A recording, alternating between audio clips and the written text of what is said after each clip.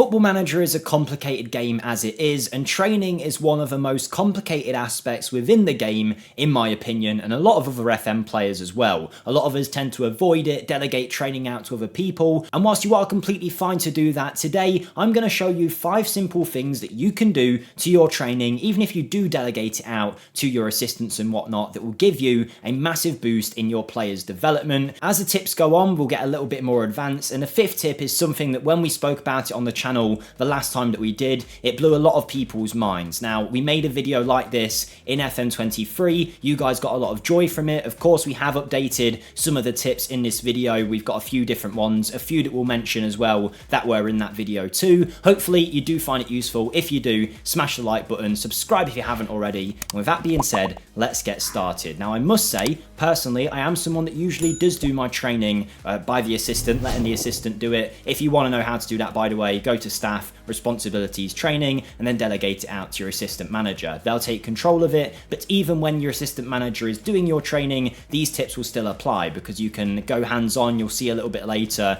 you can say, okay, I just want to do the training for this player or for these few players on this occasion, and you will get some big boosts out of it in terms of your player development. As much as your assistant manager will do a good job, you can do a better job, of course, by making the training yourself. Now, the first thing that fits into this category is mentoring. We'll start off, it's a pretty basic aspect of the game. If you don't know about it, you can find it in the training section. Go to mentoring, and even if you do delegate your staff to do your training for you, there's a good chance they won't do anything with mentoring. As you can see here, our mentoring is empty, and we're 2 years into this save with West Ham, which, by the way, is part of a rebuild that I did on my channel, which you can find linked in the description. If you do want to check that out, I'd really appreciate any support over there. If you go on over, hit the like button, hit the subscribe button, let me know you came from FMSCOUT, I'd appreciate that. But as you can see, 2 years in, the assistant has left the mentoring blank. So let's set up some mentoring. The first thing you could do, and we will do a full video about mentoring in a few weeks or so where we really break everything down,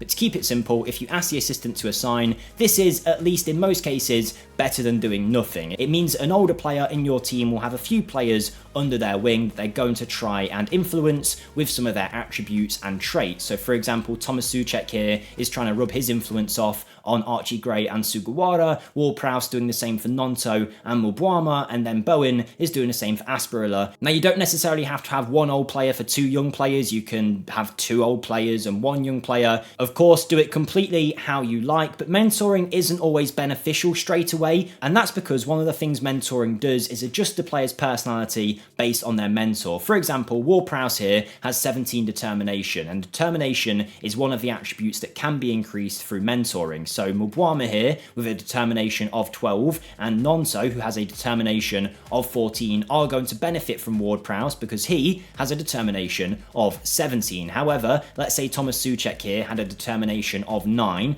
Of course he doesn't, it's 16, but let's imagine it was 9, and Archie Gray had a determination of 13. He wouldn't really be getting any benefits from his mentor there in the determination department. But mentoring will affect hidden attributes, it will also affect player traits as well, so it's always a good thing to set up. I would suggest doing it yourself. It doesn't take long to do. If you just make a group called Group 1, make another group called Group 2, and then take 2 of your best players' personalities. So if we go and click in this personality button, we've got 29-year-old Ward-Prowse and Souček. So actually the assistant hadn't done too bad of a job here, so we can put Souček in one, Ward-Prowse in the other, if I can click the right button anyway. There we go, and then you can start adding some young players that you want to develop, so we can sort by age. Let's take these 3 young players for example here. You can see some will get more impact than others will. We've got a significant impact from Ward-Prowse on 2 of them and no impact on the other guy, so we may as well remove him. And over time, this is going to help your players develop. Very easy to do, but if you don't do it and you miss it, you might go a couple of years into your save without realizing your players aren't even being mentored. Training tip number 2 is something that I fell into the trap of for years in Football Manager when delegating my training. It's something that might take 5 minutes to do for all of the players in your first team, but will really help them, and that is about training a certain role, not just a position. I always talk about it here on the channel, so there's a good chance you might know this. If you don't know though, what I am on about is if we go to Archie Gray here and we go to his training, you'll see he's being trained as a deep line playmaker on the support duty. So the assistant has given him an additional focus, he's in charge of individual training, and he's focused him in on a role, which is great. Really though, it should be the role that he's playing. In this system, I think we have a box-to-box midfielder, so I would probably be developing him in that area. And by the way, as a side note, know, this is the screen that you'll get when your assistant is doing your training, but you just want to take control of a certain few players. Maybe there's a few young players that you really want to develop. Always a good idea to take control of their development yourself. So anyway, Archie Gray, as we mentioned, we've got him training a certain role here, and you will see a bunch of attributes are highlighted. Those are the attributes that are being trained by his role and also his additional focus. Now, we will talk a little bit more about individual training a little bit later on. That is part of the 5th tip that I'm going to give, the final one that I think will blow a lot of you away. But yes, as you can see, lots of attributes are highlighted here. However, if you don't select a specific role, if we just had him set to midfielder center, which is what your players will be on automatically, you can see he's getting a lot less focus in certain areas of his game. Now, that being said, he will still develop with this position set, but having him focusing in on a specific role is not only going to tailor him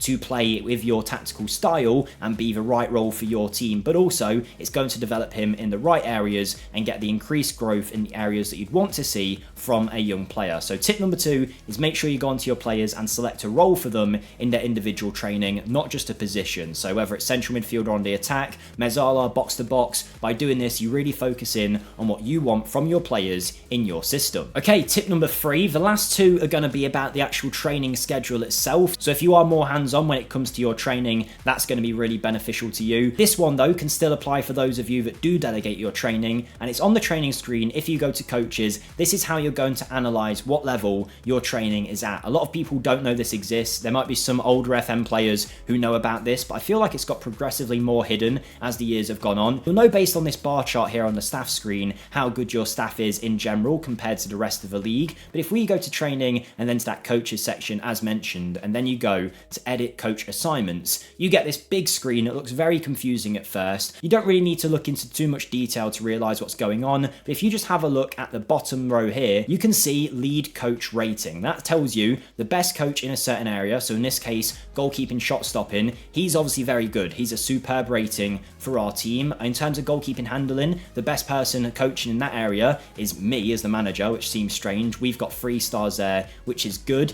And you can use this to analyze, okay, we don't need to hire a new goalkeeping coach who works only on shot stopping, but we can see if we keep going along, there is one of our coaching setup that isn't as good as the others. We've only got fairly good set piece coaching. Our best coach for a set piece is 2.5 stars here, and that is our out and out set piece coach. So that's a very quick way to analyze your staff to realize where you might be weak, and you can see this guy is pretty terrible, so we might need to go out there now and get a better set piece coach. So it's a very easy way to analyze your staff, even if you're not doing the training yourself. But for tip 4 and 5, as mentioned, we're going into things that relate to the actual training schedule, so this is more going to apply for you guys that do your own training. If you are enjoying the video to this point though, please don't forget to smash that like button for us. It really will help us. But let's go to it. Training, and then to the training calendar, training schedule, whatever you want to call it. This is showing us our pre-season plan. We are in pre-season at the minute, and what we're talking about for tip 4 are a couple of sessions that you can put on for your team that can really give you a massive benefit. There's a few of these that I want to cover, some of my favorite sessions that you might want to add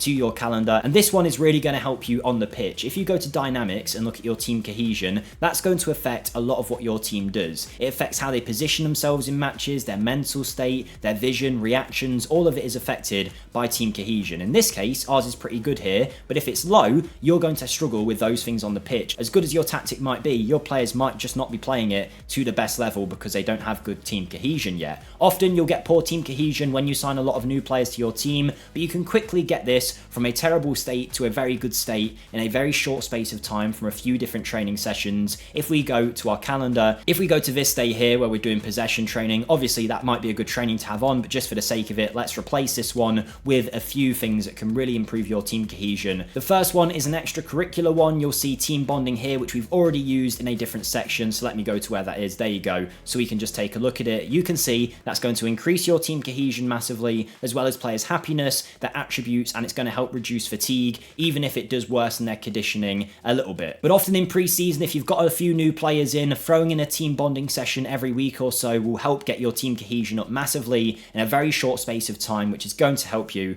by the time the season rolls about. And community outreach as well will do a similar thing, but it's not as effective. As you can see, instead of it being increased team cohesion, it's only slightly increased. So I think if you want to increase that cohesion quickly, you want to go for team bonding. Another session that can be really beneficial to your team, it's very easy to do, and this can only be put into place after a game has taken place. But if we go to this rest session after the match against Atalanta, and then we go to the match preparation tab, you will see match review, which has no negative effects. It's not going to affect the fatigue or conditioning of our players, so we don't have to worry about working them into the ground, but we call them in for a quick extra session after a game, which is going to help their team cohesion massively, as well as their tactical familiarity. So if you're trying to run a new tactic mid-season, if you're in a slump and you decide to switch your tactic up, this can be a quick way to get your tactical familiarity up and get your team playing to your tactic at the best level as soon as possible. And just to cover that as a quick side note, when you have a tactic, you will see your players are familiar with it to a certain level by looking at this familiarity tab. In this case, we're very familiar with the tactic that we have currently, but if you do move to a new tactic and you don't have that familiarity, there are certain training sessions like the one that we just mentioned. They will get your tactical familiarity up at a much quicker rate than if you didn't have those sessions and you were just playing matches slowly with that tactic. So you might start winning with the tactic a few games earlier if you throw in a few of those match reviews along the way. And finally, tip number 5, the thing that a lot of people don't know exists in FM. Again, we mentioned this last year on a video, I think, and so many people were blew away by it. I know I was when I found out about it about a year or so ago. It all came from a great guy called Leo Damus. He did a video on FMSCOUT about training, and that's where I learned it, and since then it's always stuck in my head. And that is that, you know, if you have a player and you are trying to develop something in their individual training, whether that's their role or their additional focus, you assume they're almost doing that on top of the training that they're doing already for the club, but that isn't actually how it works. If we go back to the training tab and then we go to calendar, you'll see if we have a look at a lot of the sessions that we're doing, there's no mention of individual roles. If we have a look at this defending training, we're working on goalkeeper, tactical familiarity, attributes, happiness, and team cohesion. The defenders are getting most of the priority, working on their tactical familiarity, their attributes and whatnot, and then the other players are getting their attributes increased. But there is nothing here that says individual roles, and I hate to break it to you, but if you're not doing training sessions that say individual role on them, they're not getting any improvement in their individual training. To show you an example of when this does work, if we were to switch this attacking training here to match prep and then match practice, you will see if you have a look in the attributes section, it says individual roles are being worked on, and this is for everyone in the team, 100% priority. Now, their injury risk would be increased by doing this because they're basically playing a full match in training, but it can really help not only with team cohesion and happiness like mentioned earlier, but playing that game will actually allow them to focus in on the individual roles they are training. If they haven't got individual roles listed as part of a training, they're not actually getting any benefit to that individual role, which you might think they would be anyway. At least that's certainly how I and many other Football Manager players assumed it worked. You need to have individual roles listed. Now, you will see there are some sessions where individual roles are sprinkled in, but not for everyone. For example, this outfield team one, the goalkeepers are able to focus in on their individual roles, but that isn't appearing for our outfield players, and there's only 40% priority on the goalkeepers anyway, so they're not really going to develop massively from it. That's why I think it's great to have match practice in every now and then, not too many a week. You don't want to destroy your players' conditioning, but if you have maybe 2 match practices, maybe even just 1 in a week, you're going to see much better development, particularly in those individual roles you were expecting to already be training from your team. Hopefully that all made sense. If it didn't, feel free to ask any questions in the comments. I'll do my best to help. I'm by no means a training expert by any stretch. There's plenty of people out there who are, but I do know a fair bit about it, so hopefully I will be able to help you guys out. But if you apply those 5 tips, particularly the last couple, they're really going to help your training, and the other 3, if you're not someone that looks after your training, do those and you'll see much better benefits, even if you're letting your assistant do it for you. Feel free to check out my channel, linked in the description down below. I've spoke a lot now, so I'm going to take some water, take a breath. Thank you for watching, and I'll see you next time. Goodbye.